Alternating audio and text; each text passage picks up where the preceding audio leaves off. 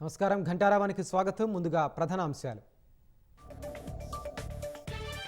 గోల్కొండలో ఆషాఢ బోనాలు సందడి, జనసంద్రంగా మారిన చారిత్రాత్మక కోట.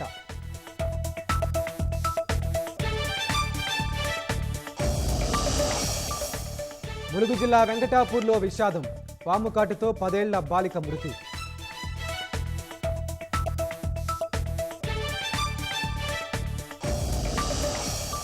సూరత్లో భవనం కూలిన ఘటనలో 7కు చేరిన మృతుల సంఖ్య, శిథిలాల్లో కొనసాగుతున్న గాలింపు చర్యలు.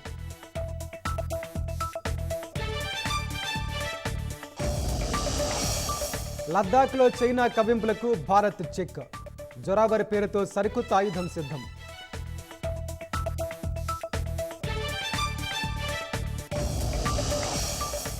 ఆదిలాబాద్లో పాఠశాలకు ప్రాణం పోసిన పంతులమ్మ, సొంత డబ్బుతో అద్దె చెల్లిస్తూ సర్కారు బడి నిర్వహణ.